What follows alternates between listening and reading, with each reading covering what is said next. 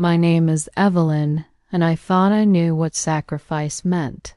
15 years ago, my daughter walked out of my house, leaving behind her 3 little children, my grandchildren, without a backward glance. I raised them as my own, through sleepless nights, empty pockets, and countless prayers. I believed love would heal everything. But years later, instead of gratitude, I was accused of kidnapping by the very daughter I sheltered from the storms of life. What do you do when betrayal comes not from strangers, but from your own blood? Before we continue, kindly hit the subscribe button, leave a comment below, and let me know where you're watching from. Have you ever been betrayed by those you loved most? Share your story below. I still remember that night as if it were stitched into the fabric of my soul. The rain hammered against the windows like angry fists, and the old oak outside my house groaned in the wind. The smell of wet earth crept in through the cracks in the door, mixing with the faint scent of the stew I had left simmering on the stove. It was too late for visitors when a frantic knock shattered the quiet. I opened the door, and there she was, Vanessa, my daughter. Her hair clung to her face, soaked through, her lipstick smudged, and her eyes wild like a hunted animal. She didn't greet me. She didn't explain. She simply pushed past me into the house, dragging 3 little figures behind her, Rebecca, Daniel, and Sarah. Rebecca, the oldest, clutched her little brother's hand so tightly her knuckles were white.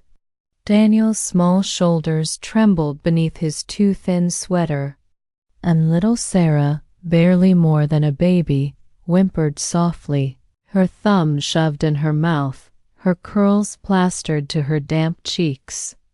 My heart clenched. They looked like ghosts of children, shadows more than flesh. Vanessa dropped their small bags by the door with a thud, shaking her hands as if dusting off a chore. "I just need a break, Mom," she said, her voice sharp, rushed, without warmth. She didn't look me in the eyes. "I'll come back soon. Just take care of them for now." I opened my mouth to speak, but my words caught in my throat. I wanted to ask why. I wanted to scream, "How could you?" But all I managed was a whisper, "Vanessa." She was already halfway out the door, her heels clicking against the porch steps. She didn't bend to kiss her children, didn't pause when Rebecca called after her in a trembling voice, "Mom?" She didn't turn around. Not even once. The slam of the door was louder than the thunder outside. And then silence. A silence that pressed against my chest until I could hardly breathe. The children stood there, dripping on my rug, their eyes darting between me and the door. Waiting for an answer I didn't have, I knelt down, gathering Sarah into my arms, feeling her tiny body shiver against me. "It's all right, sweetheart," I whispered, though I wasn't sure it was. I reached for Rebecca and Daniel too, pulling them close until all 4 of us were huddled together, listening to the storm rage outside. That was the night everything changed. The night I became a mother again, without warning, without choice. The night my own daughter walked away, leaving behind 3 pieces of my heart, but at the time, I told myself it was temporary, that she'd come back, that she couldn't possibly mean forever. I should have known better, because deep down, I already sensed it. Vanessa wasn't coming back. The storm eased by morning, but inside the house the air felt heavy, thick with questions no child should ever have to ask. I woke to the sound of soft whimpers, the kind of muffled crying that comes when little hearts try to be strong. Rebecca was the first I saw. At just 10 years old, she already carried herself with the quiet weight of someone older. She sat on the edge of the sofa, arms wrapped around Daniel, rocking him gently back and forth. Her lips moved in whispers, words I couldn't hear, but I knew they were promises she couldn't keep. Promises like, "She'll be back. She has to come back." Daniel clung to me the moment I stepped into the room. His small fists gripped my skirt so tightly I could feel his nails pressing through the fabric. He buried his face against me, his little body trembling like a leaf in the wind. I stroked his hair, but his sobs only grew heavier, as if he already understood the truth even before I did. And Sarah, sweet Sarah, she sat cross-legged on the rug, her curls tangled from the night before. Tears streaked her cheeks as she clutched a ragged little stuffed bear. Every few moments, she'd lift her gaze to the door, as if expecting it to swing open at any second and reveal the mother who had walked away. When it didn't, her tiny shoulders slumped, and she let out a sound so soft it pierced me deeper than a scream. I wanted to tell them it would be all right, that Vanessa would be back soon, smiling, apologizing, gathering them up in her arms. But my throat locked. I couldn't bring myself to speak words I didn't believe. So instead, I knelt on the floor with them. I wrapped Rebecca and Daniel close, pulling Sarah into the circle of my arms until the four of us became a fragile knot of bodies, clinging to one another in the quiet. Their sobs filled the room, and I let my own tears fall silently into their hair. As the hours stretched into day, I realized something I hadn't wanted to admit the night before. They weren't waiting for their mother anymore. They were waiting for me, looking at me with those tear-filled eyes, silently asking questions I wasn't sure I had the strength to answer. Could I feed them? Could I protect them? Could I become everything their mother refused to be?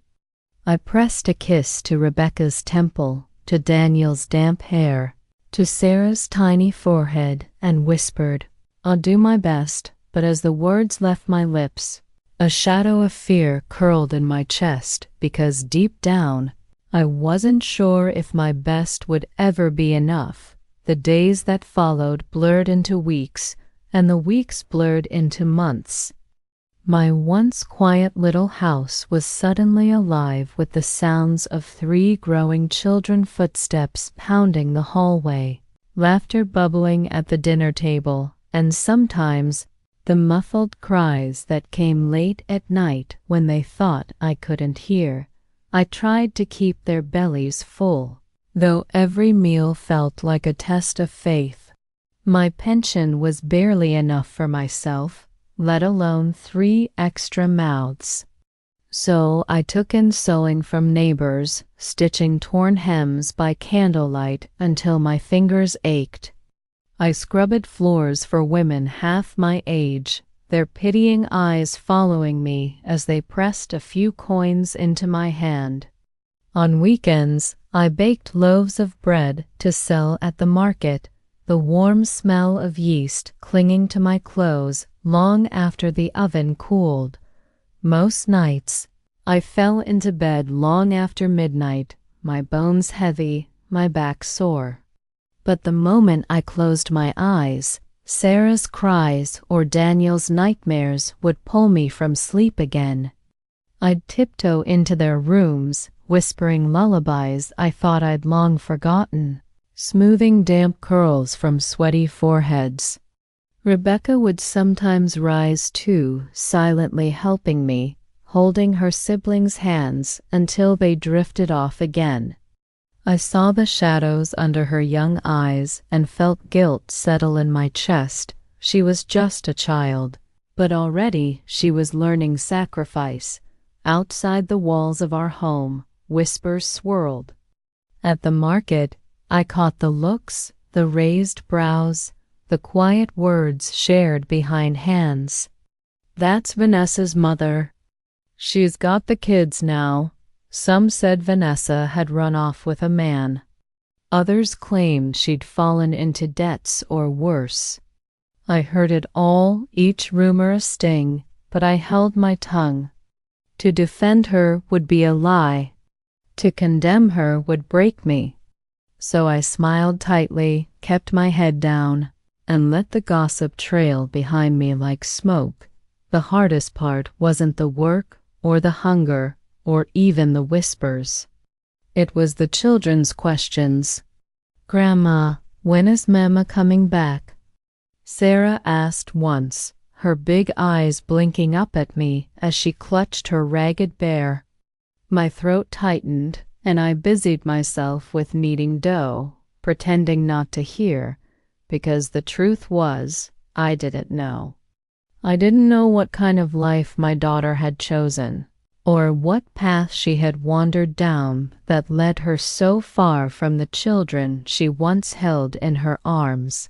And late at night, when the house was finally quiet and the moonlight crept across my floor, I would lie awake, staring at the ceiling, asking the question that haunted me most: what had Vanessa traded her children for?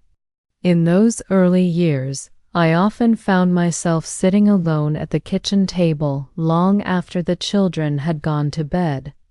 The oil lamp flickered beside me, casting shadows across the walls, and the silence pressed against my chest. That was when I reached for paper. I began writing letters to Vanessa. Long, aching letters filled with the words I could never say to her face. "Please, come back. The children need you. Rebecca asks for you every night. Daniel has started wetting the bed from nightmares. Sarah is too young to understand. I can't do this alone. I am their grandmother, not their mother. But if you make me, I will be both." My handwriting shook as I wrote, smudging ink with tears that fell before I could wipe them away. Each letter carried the weight of my exhaustion, my fear, my desperate hope that somewhere deep inside she still cared, but none of those letters were ever sent. I would fold them carefully, tuck them into a drawer, and close it as if burying my heart. I was too afraid of silence, afraid of rejection, afraid that, if I gave her the chance, Vanessa might simply confirm what I dreaded most, that she had no intention of returning. The drawer grew heavy with unsent words. And so did I. One morning, as I was buttoning Daniel's shirt for school, Sarah toddled over, rubbing the sleep from her eyes. She reached up to me with her little arms, curls tangled and cheeks still pink from dreams.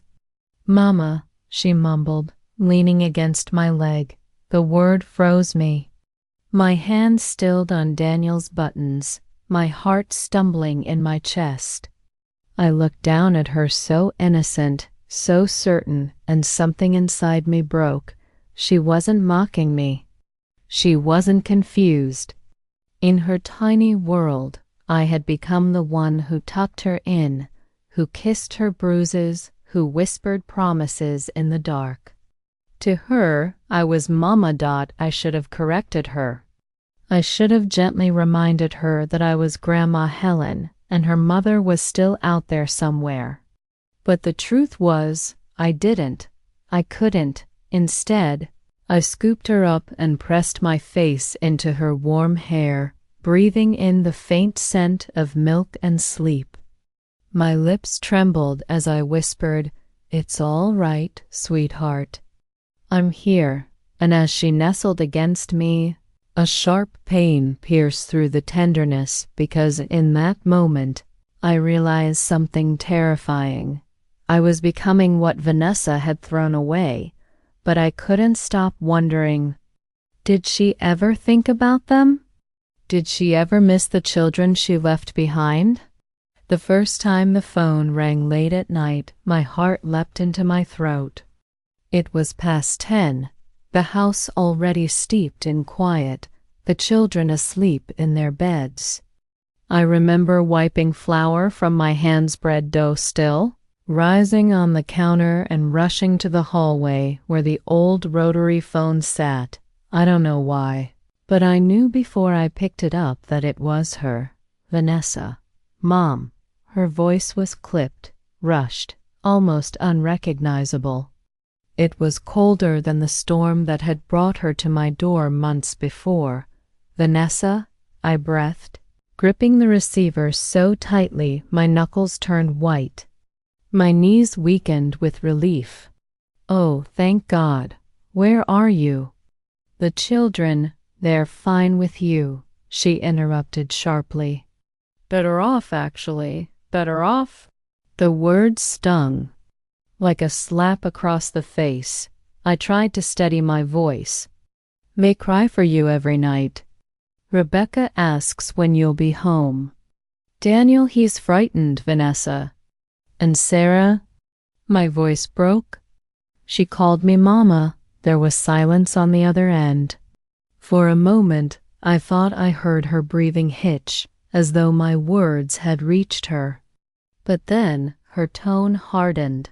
Don't start with the guilt. You've always been better at this than me. They're your problem now. My hand trembled, the receiver slick against my palm. Vanessa, please. They are your children. They need their mother. They need food, a roof, someone steady. That's not me, Mom. Her laugh was bitter, hollow. You know it. I know it. Let's stop pretending. Her words carved into me deeper than any knife. She didn't even sound like the daughter I raised. I tried to imagine her, where she was, who she was with, but the picture refused to form. All I saw were the empty chairs at our table, the little faces pressed against the window waiting for her. Will you at least come visit? I asked softly, desperate. She sighed, long and tired, like she wanted to end the call. I'll see. Don't count on it. And just like that, the line went dead. No goodbye. No, I love you.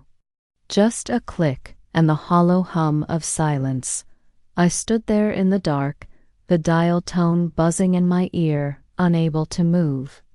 My tears fell hot and fast, dripping onto the floor as the bread on the counter continued to rise, forgotten. That night, I realized the truth I had been running from since the day she walked out the door. I wasn't just holding her children for a while. I was raising them, alone. But the question that gnawed at me long after the receiver hit its cradle was one I couldn't silence. It began with whispers at the marketplace.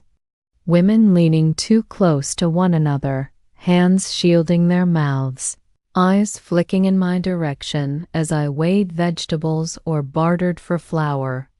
At first, I told myself it was my imagination. But soon the words reached me unwelcome, sharp, like glass beneath bare feet. Vanessa was seen with a new man. Not the father of her children. She owes money all over town, drinks every night, parties until dawn. Each rumor was like a stone dropped into my chest, dragging me down further. I wanted to cover my ears, to silence their voices. But gossip has a way of traveling. It seeps under doors, rides on the wind, finds you even when you hide. When I returned home, I looked at Rebecca, Daniel, and Sarah with new eyes. Rebecca, so careful, always watching her siblings as if she could shield them from the world. Daniel, fiery even in his fear, clinging to me with both defiance and need. And Sarah, innocent, her laughter still pure, her eyes searching for a mother who wasn't coming. I couldn't let them hear what others were saying. I couldn't let their dignity be stolen by whispers. So I built a wall with my silence. When the neighbors pressed me with questions, I forced a smile. Vanessa is away, I'd say, keeping my voice even, though my insides were breaking. And when the children asked why others looked at them strangely, I brushed it off with a gentle hand on their heads. Pay no mind, my loves. People talk too much. At night, though, when the house grew still, the rumors replayed in my head. I pictured my daughter in smoke-filled rooms, music blaring, glasses clinking, her laughter ringing hollow. I imagined her debts piling up, her beauty fading under the weight of choices I didn't understand, and I asked myself, where did I go wrong? Was it something in how I raised her? Or was there a darkness in her I never saw until it swallowed her whole? Sometimes I wanted to scream her name into the night, to demand she come back and see what she'd left behind. But then I would hear Sarah's little giggle, or Daniel's footsteps running across the floor, or Rebecca humming as she did her homework, and I would swallow the scream. My duty wasn't to chase Vanessa anymore. It was to shield her children from the storm she had chosen to live in, but I couldn't stop one fear from gnawing at me. The morning of Rebecca's first day of school should have been filled with excitement. I ironed her little dress the night before until the fabric was crisp, laid out her new shoes by the door, and packed her satchel with pencils and a small notebook. I wanted her to feel proud walking through those gates, to feel like every other child, but pride was mixed with a heavy knot of worry in my stomach. As I braided her hair that morning, my hands shook. She sat quietly on the stool, her lips pressed together, her big brown eyes watching me in the mirror. She was only 10, yet there was a depth in her gaze that didn't belong to children. We walked hand in hand to the schoolyard, Daniel skipping beside us, Sarah humming softly, clutching her stuffed bear, though she wasn't old enough for classes yet. Other parents bustled about, kissing their children, fixing collars, whispering encouragements. The smell of chalk dust drifted through the open windows, and the bell rang sharp and clear, calling the children inside. Inside the classroom, the teacher greeted us warmly, her smile genuine. She bent down to Rebecca's level, smoothing a hand over her shoulder. "And who is this lovely young lady?" "This is Rebecca," I answered softly. "She's starting today," the teacher nodded, jotting notes on a clipboard. "And her mother's name?" she asked, her tone casual, almost careless. The question pierced me like a knife. My throat tightened, my palms damp.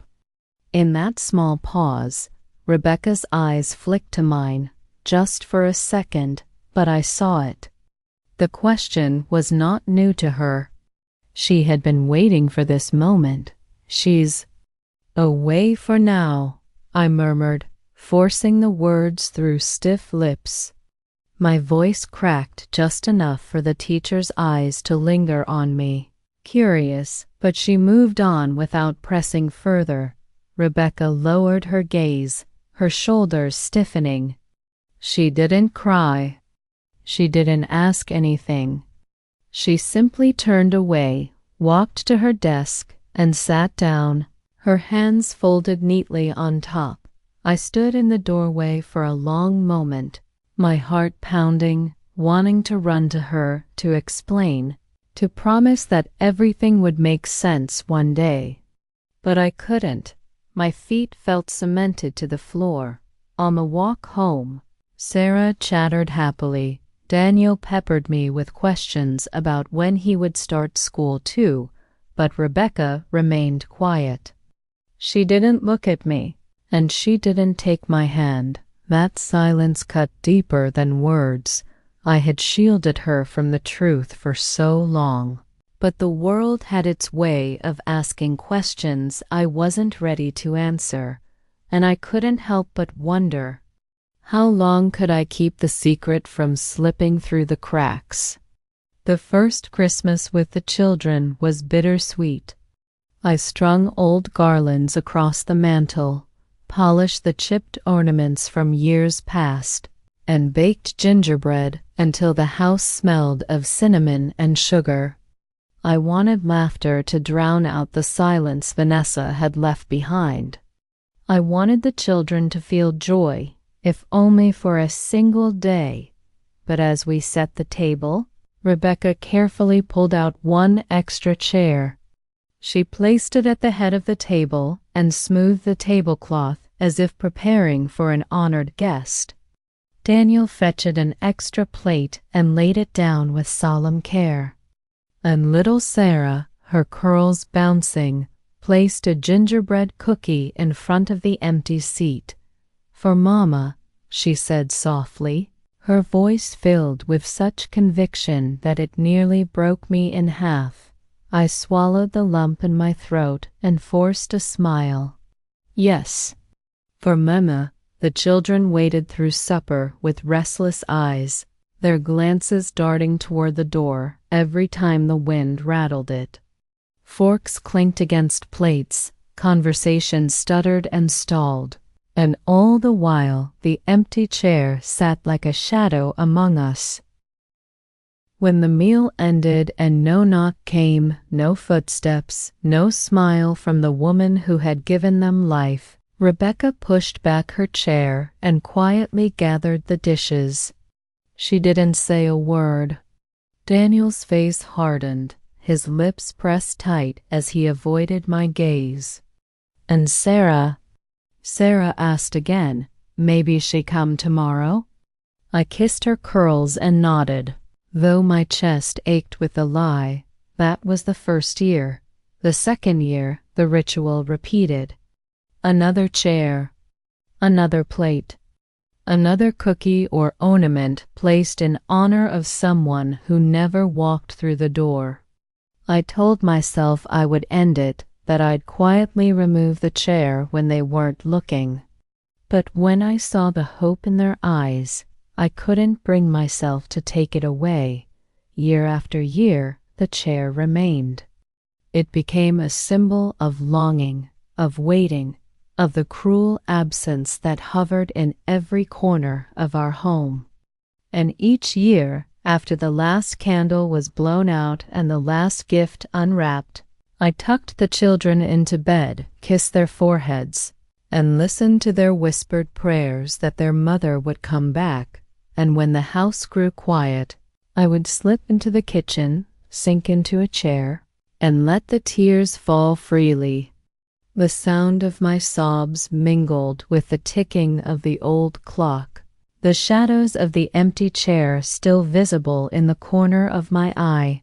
I prayed too, though my words felt hollow.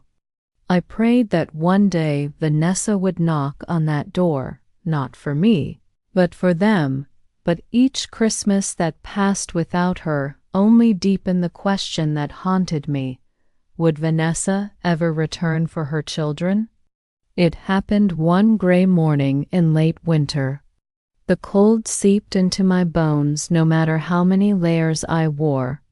My hands trembled as I stirred porridge on the stove, the wooden spoon clattering from my grip. I told myself it was just fatigue, just another sleepless night. But before I could steady myself, the room tilted, and darkness swept over me like a heavy curtain. When I opened my eyes, I was lying in bed, the quilt pulled up to my chin. The children's faces hovered above me wide-eyed, pale with worry.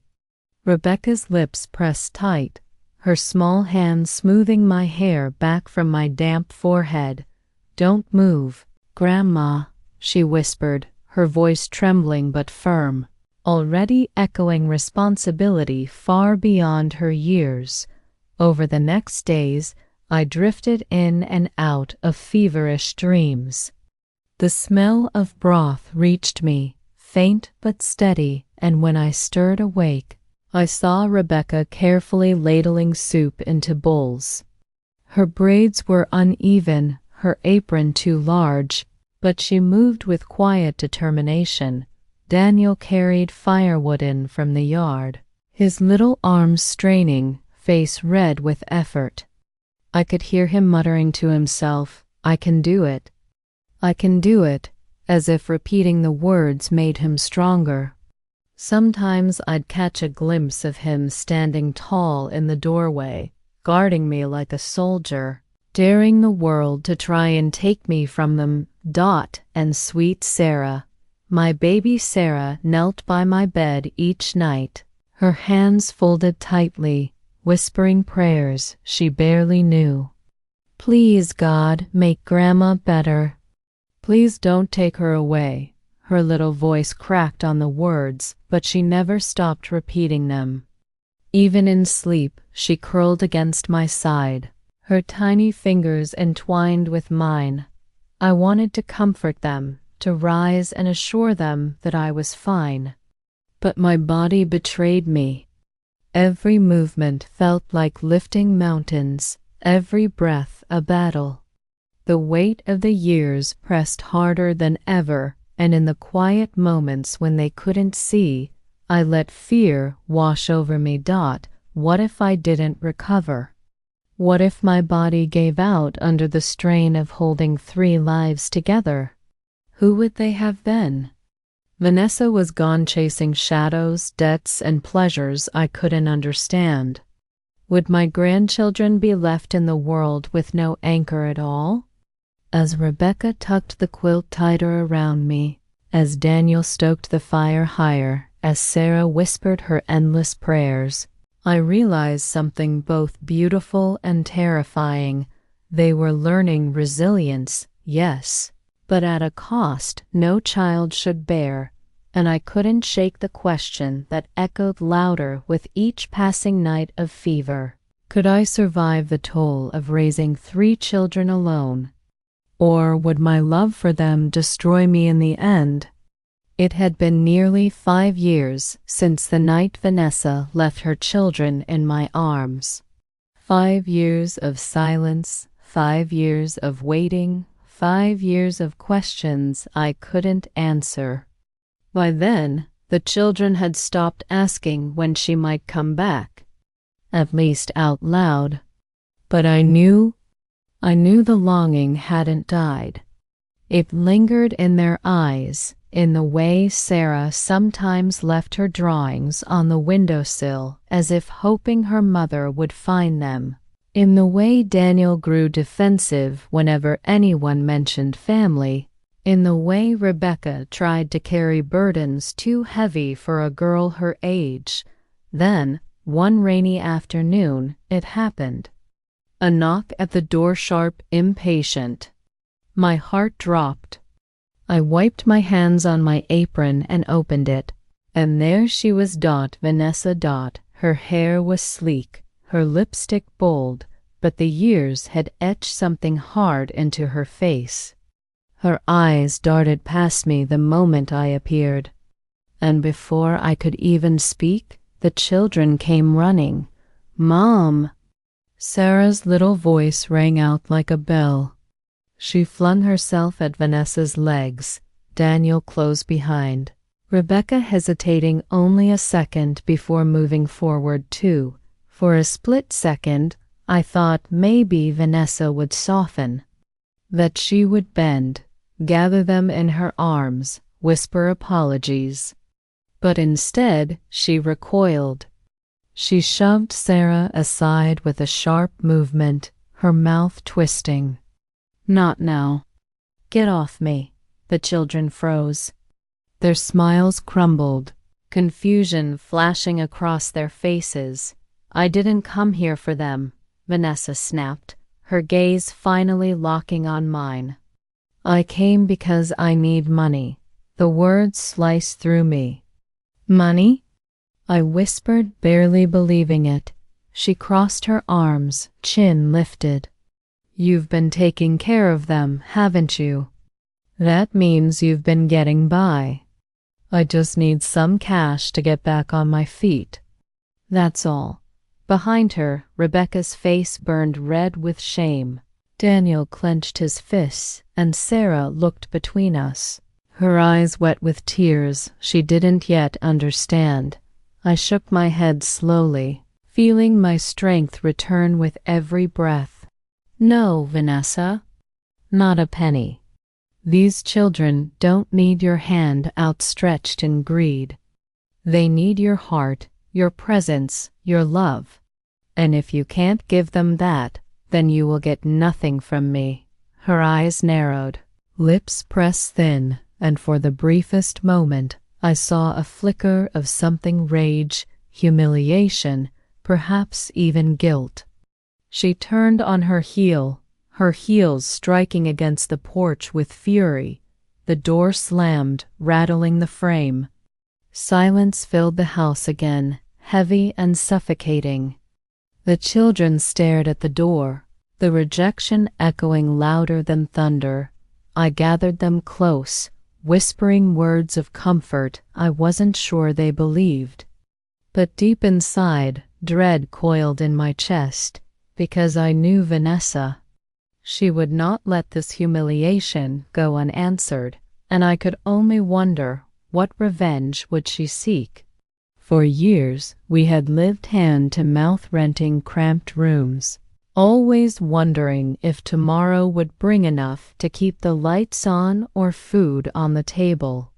But after endless nights spent over a sewing machine, after cleaning floors until my back screamed, after selling bread at the market until my hands blistered, I finally had enough saved to do something I once thought impossible. I bought us a house. It wasn't grand, just a modest 2-bedroom cottage at the edge of town, its paint chipped and shutters uneven. But the moment I held those keys in my hand, I felt a pride I hadn't tasted in years. This house wasn't just wood and brick. It was security. It was permanence. It was ours. The children transformed within those walls. Rebecca, always serious, seemed to blossom once she had her own desk to study at. Her teachers praised her essays, her neat handwriting, the way she absorbed books like a sponge.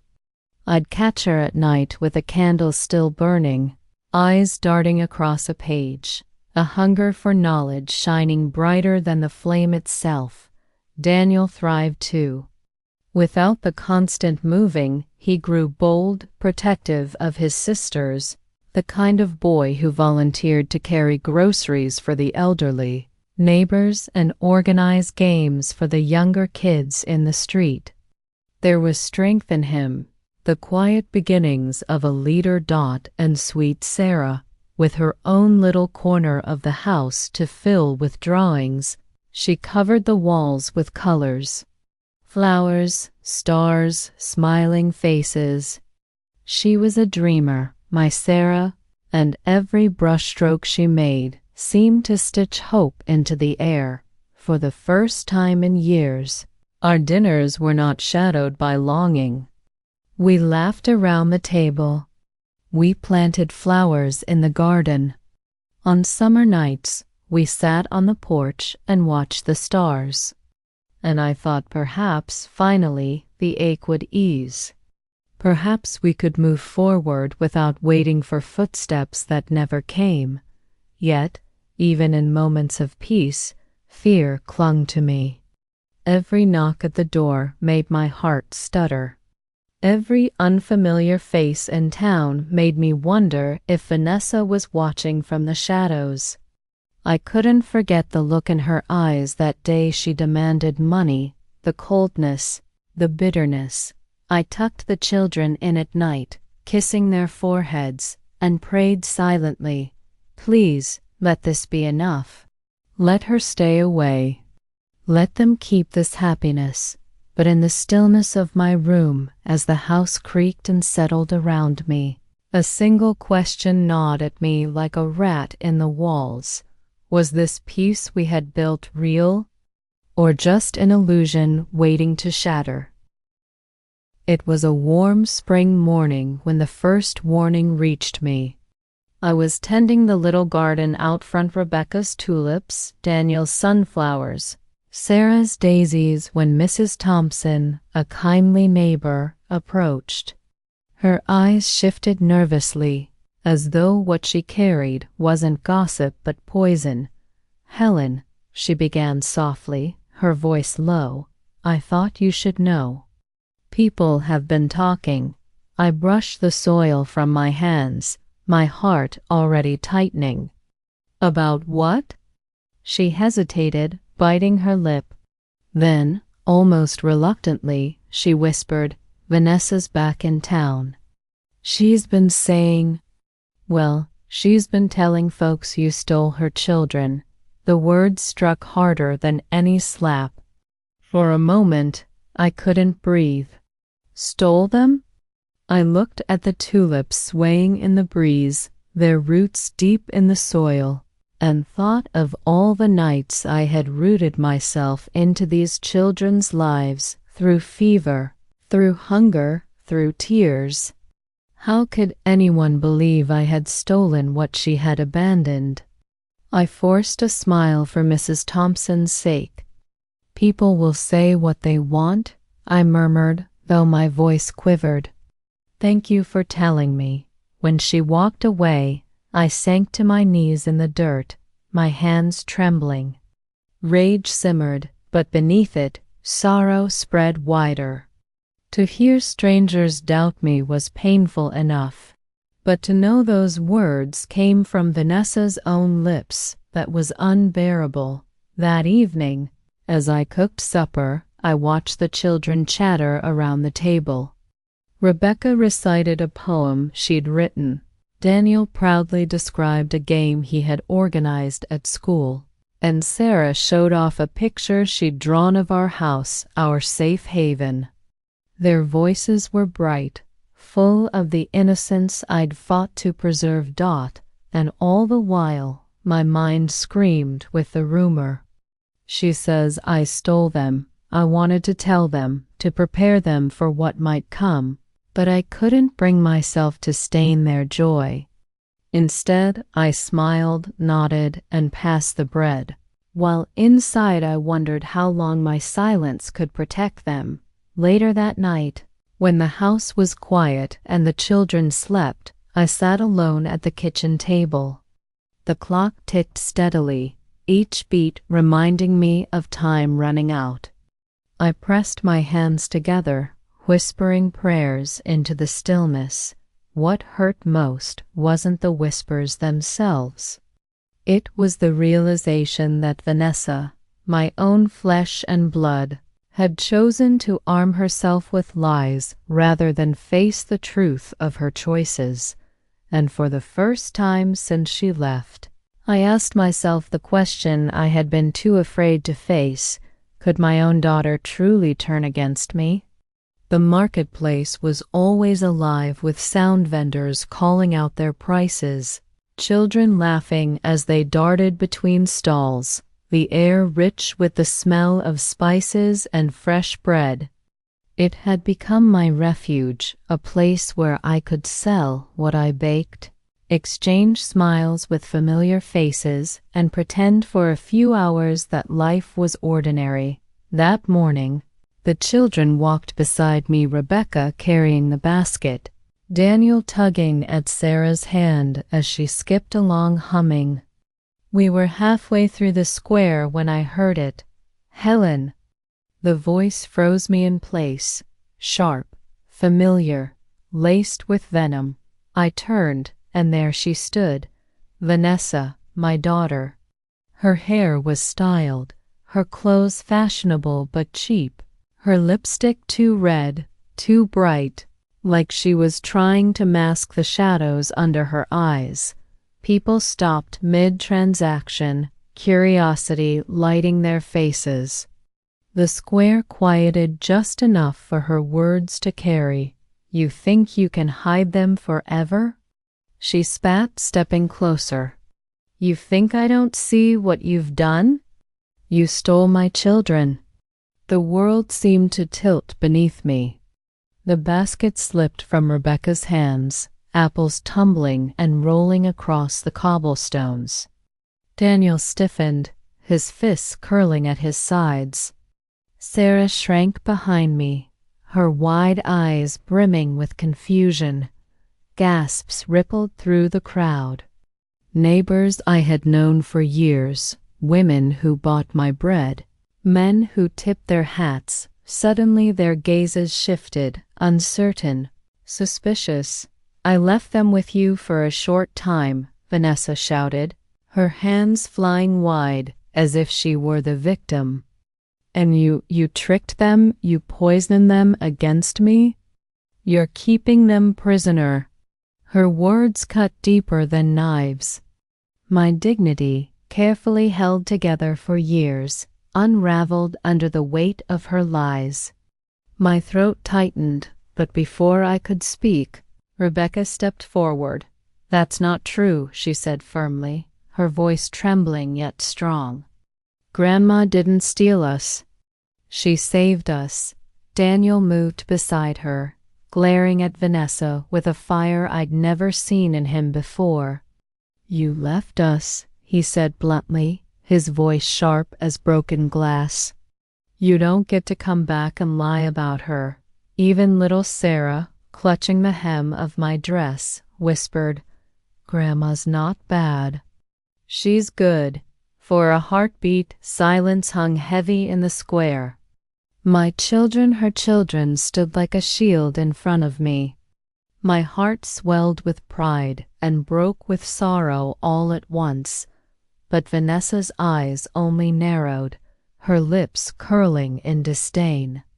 She leaned closer, her voice dropping low but loud enough for everyone to hear. "You'll regret this, Mom. I'll make sure everyone knows the truth, my truth." And with that, she turned sharply, her heels clicking against the stones as she disappeared into the crowd. The whispers started immediately, swirling around me like smoke I couldn't escape. I gathered the children close, forcing a calm expression, though inside I was crumbling. But one question echoed louder than the crowd, louder than my children's trembling hands in mine. Would the authorities get involved now that her venom was spreading? It was a quiet morning when the blow landed. The children had gone off to school, their laughter trailing down the lane, and I was left alone with the stillness of the house. I poured myself a cup of tea, savoring the rare calm. When the sharp rattle of the mailbox broke the silence, I stepped outside, the spring air cool against my face, and opened the creaking lid. Among the usual bills and advertisements lay an envelope heavier than the rest, stiff paper, my name written in bold. Official letters. My hands began to shake before I even tore it open. The first line burned into me. "You are hereby summoned." The words blurred as my eyes darted across the page. Vanessa's name leapt out, cruel and familiar. Petition for custody. Allegations of kidnapping. Unlawful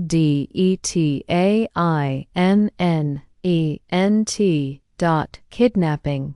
I stumbled back against the porch railing, the paper trembling in my grip. Kidnapping.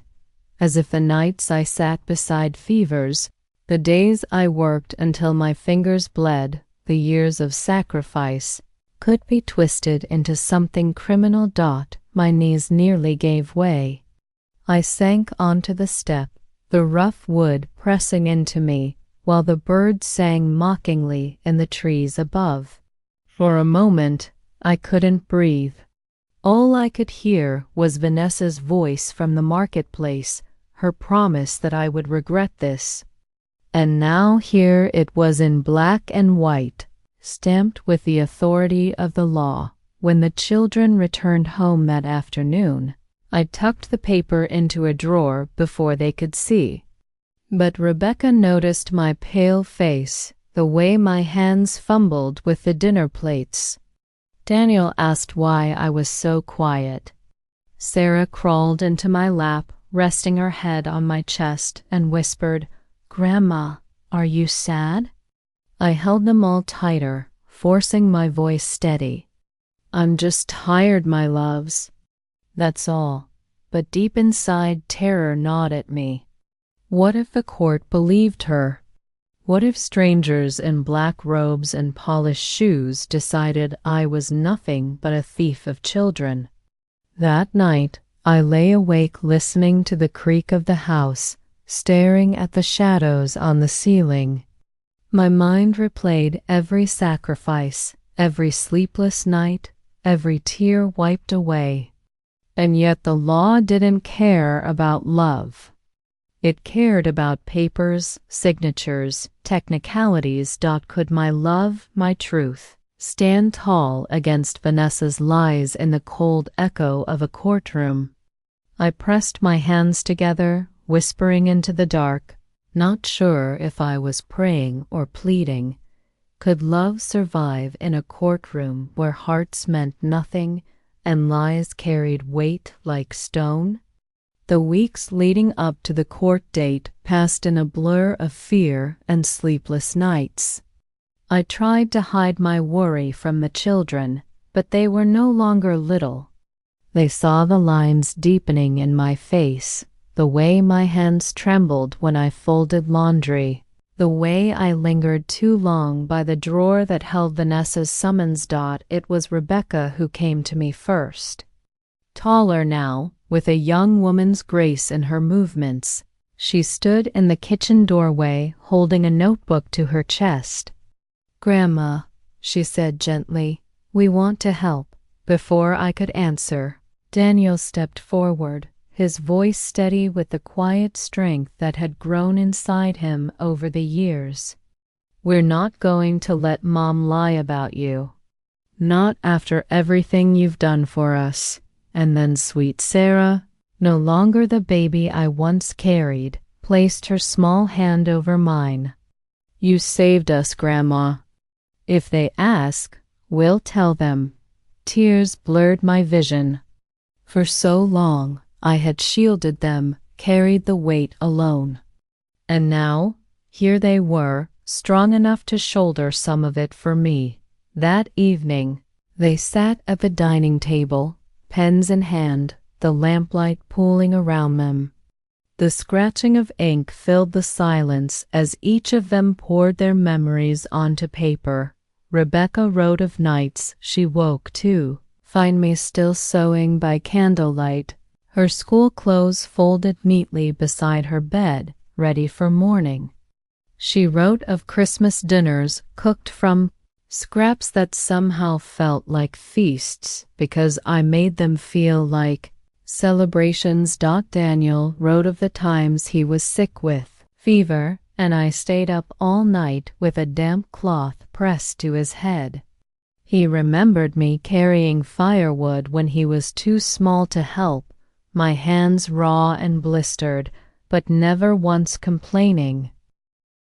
Sarah's words were simple, but they pierced deeper than any. "Grandma loves me. Grandma never left. Grandma is Mama too." I read their words with trembling hands, my chest tight with both pride and sorrow. They shouldn't have had to write these things, shouldn't have needed to defend the very love that raised them. And yet, here we were. Their testimonies our only shield against Vanessa's lies. As we sealed the envelopes to give to the lawyer, silence fell over the table. I looked at their faces, my three souls, grown yet still vulnerable, and whispered, "Thank you."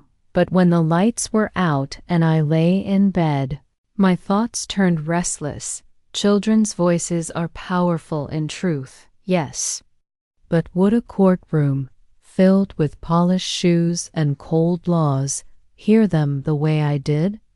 Would the judge believe the truth when it came from their trembling hands and innocent hearts? The courthouse smelled of polished wood and cold stone, a place that carried no warmth, no comfort, only judgment. My hands shook as I clutched the folder of documents our lawyer had helped me gather, though what papers could possibly measure years of love? Rebecca sat stiff beside me, Daniel's jaw clenched, Sarah's small hand hidden in mine. I whispered to them that everything would be all right, though inside, doubt gnawed like a rat at my heart. Then the doors opened, and Vanessa swept in. She looked transformed. Her hair was neat, her dress immaculate, her heels clicking confidently across the floor. And when she took her place, her eyes shimmered with tears that I knew were nothing but poison dressed as sorrow. She dabbed at them delicately with a tissue, looking for all the world like a grieving mother wronged by cruel fate. When the judge entered, silence fell heavy. The proceedings began, and Vanessa's lawyer wasted no time. "This woman," he said, pointing straight at me, his voice sharp as steel, "manipulated her daughter, alienated her from her rightful children, and has unlawfully detained these minors for over a decade. Unlawfully detained." The words landed like blows. My body felt carved open as he painted me as a thief, a jailer, a bitter old woman who clung to children who did not belong to her. And then Vanessa took the stand. Her tears flowed freely now, crocodile tears glistening under the courtroom lights. "I left them with my mother for a short time," she said, her voice breaking at just the right moments. "I was overwhelmed, yes, but I always planned to come back." She shut me out. She poisoned my children against me. She kidnapped them. Her finger pointed at me, sharp and accusing. My own daughter, the baby I once cradled, the girl whose hair I once braided, now looked at me as if I were a monster. My soul ached. It wasn't just humiliation, it was grief, raw and unbearable. Grief for the daughter I had lost long before this courtroom. Grief for the innocents twisted into lies. Grief for the children forced to sit and watch their mother tear at the only family they truly had. Lawyer's voice thundered again, demanding custody be restored to Vanessa immediately. Heads in the gallery nodded, whispers spread, and I felt my dignity shrink smaller and smaller until I was nothing but a trembling old woman in a chair. I looked to Rebecca, Daniel, and Sarah, their faces burned with fury and heartbreak, their eyes silently begging me to hold on, to stay strong. But as Vanessa wept on the stand and the lawyers sharpened their knives of words, one question pounded in my chest louder than the judge's gavel. Would the court side with Vanessa's lies, or see the truth we carried in our broken hands? When the judge's eyes turned to me, my heart thudded so hard I thought the entire courtroom could hear it. I rose slowly, my knees stiff, my hands trembling as I swore to tell the truth. My mouth was dry, my throat tight, but I told myself I had lived this truth for 15 years. It was all I had to stand on. The lawyer's questions began sharp, designed to cut. "Did you have legal permission to keep the children?" "No," I admitted softly. "There was no paper, no signature, only a promise that she would return. Did you at any point attempt to contact your daughter?" "Yes," I said, my voice shaking. "Letters, dozens of them. phone calls when I could find a number. She never answered. Or when she did, she told me they were better off with me. The lawyer's lips curled as though he'd caught me in a trap. So you knowingly kept children that were not yours. Isn't that true? The words pierced, but something inside me stirred. I lifted my head, meeting his gaze, and felt the years pour out of me. I kept them, I whispered, my voice cracking, because no one else did. The courtroom hushed, the air suddenly heavier. I pressed on, my tears finally falling, my voice trembling but stronger with every word. I kept them through nights when fevers raged and I prayed they would live until morning. I kept them when my cupboards were bare and I went without supper so they could eat. I kept them when neighbors whispered, when the world turned its back, when their own mother vanished into the dark.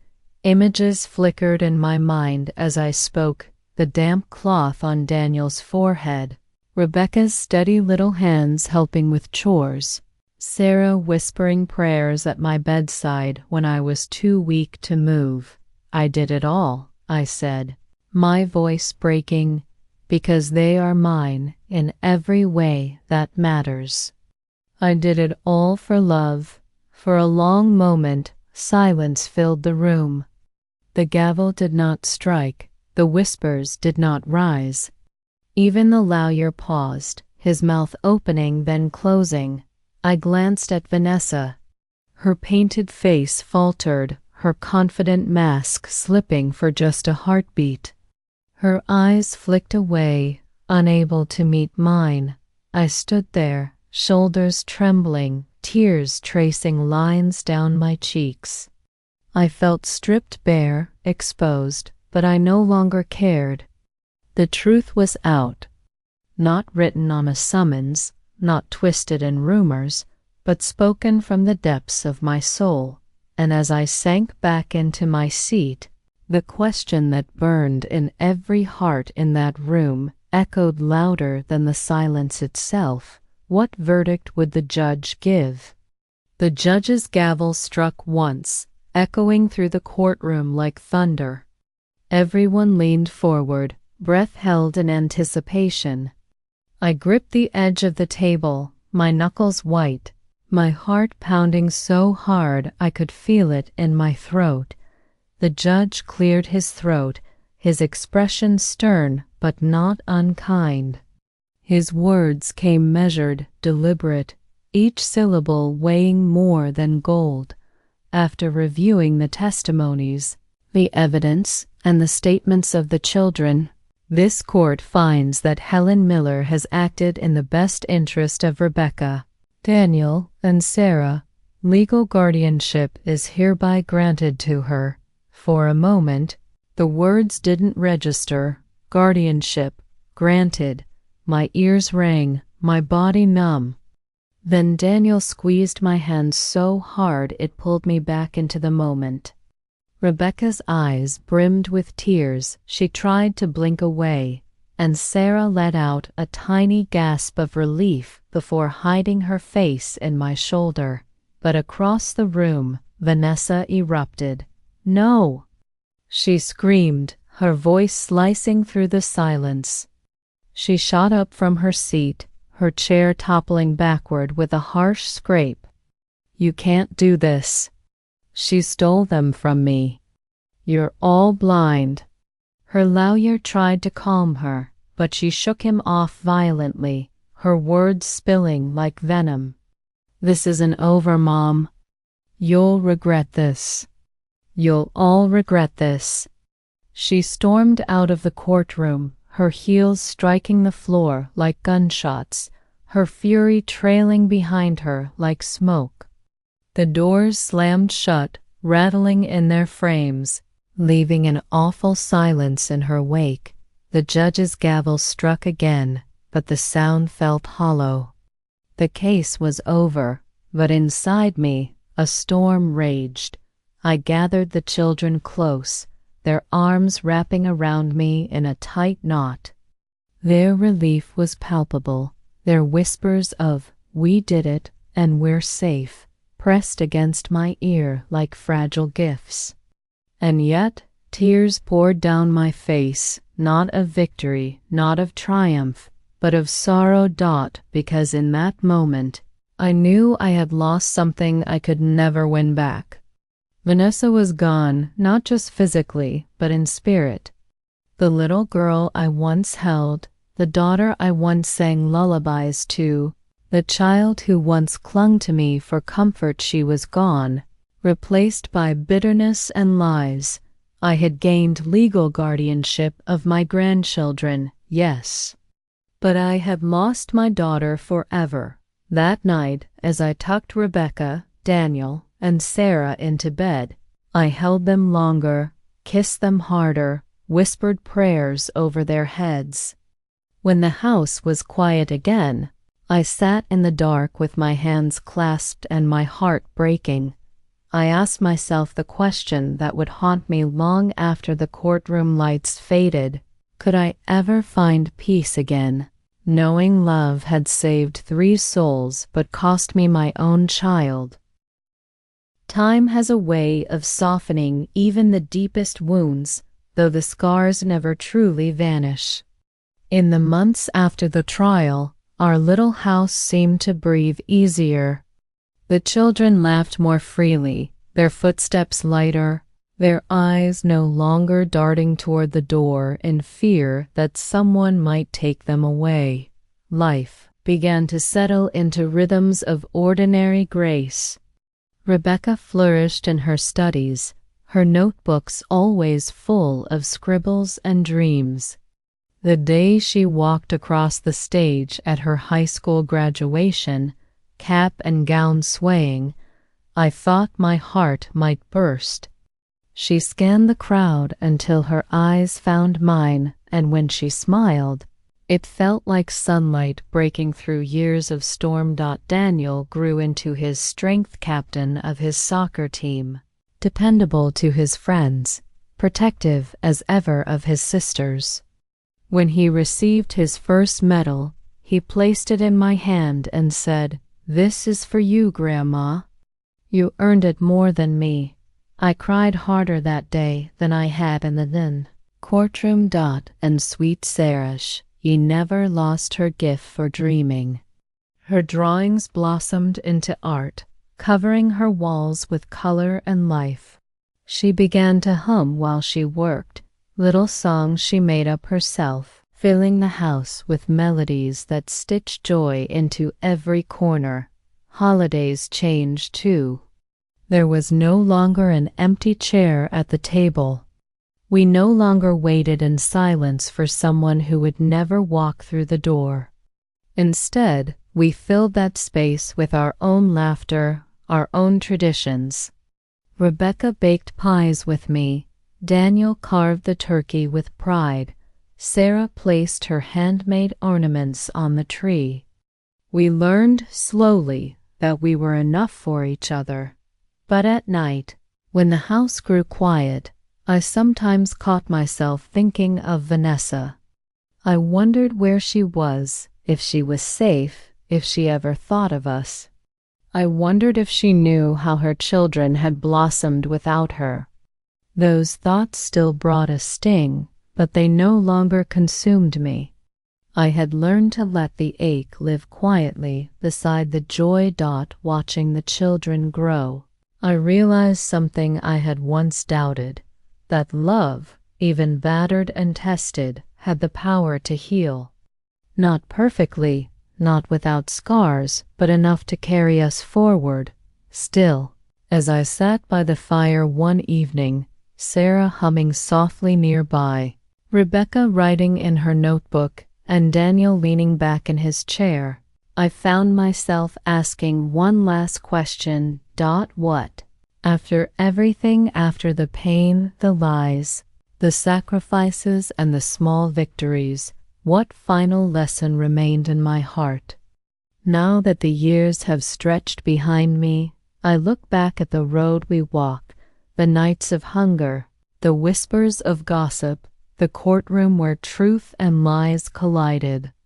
And I see not only the pain, but the resilience that carried us through. True love, I've learned, is sacrifice.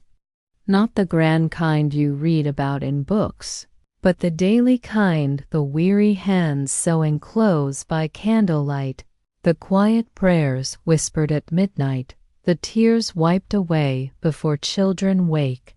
Love is not easy. It is not neat. It costs you pieces of yourself you can never get back. But it gives you something greater in return, the strength to keep going. And yet, as powerful as love is, betrayal cuts deeper than any wound. When it comes from strangers, you can turn away. But when it comes from your own blood, your daughter, the one you raised, the one you would have given your life for, it strikes at the very core of who you are. Vanessa's lies, her accusations, her venom, those things shattered something inside me I will never fully recover. For years, I carried that bitterness like a stone in my chest.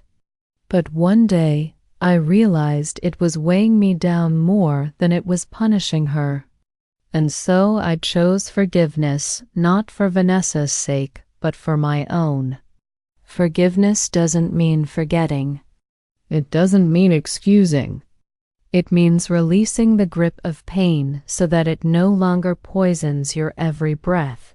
I forgave her quietly, in the stillness of prayer. I forgave her so I could keep laughing with Rebecca, so I could keep cheering for Daniel, so I could keep marveling at Sarah's songs.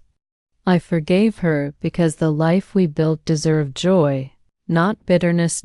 If there is one truth I want to leave with you, it is this: don't let lies steal your dignity. Protect your heart, protect your family, and know you are not alone. So many of us carry stories of betrayal, stories we are too ashamed to share. But shame belongs to the ones who betrayed, not the ones who survived. Stand tall in your truth, even when others try to twist it. And remember, love may bend under the weight of sorrow, but it will not break if you choose to nurture it. Rebecca, Daniel, and Sarah are my proof. My family is my proof. And though my daughter's absence will always ache like an old wound, I know I gave my grandchildren what mattered most: safety, love, and the certainty that they were never abandoned.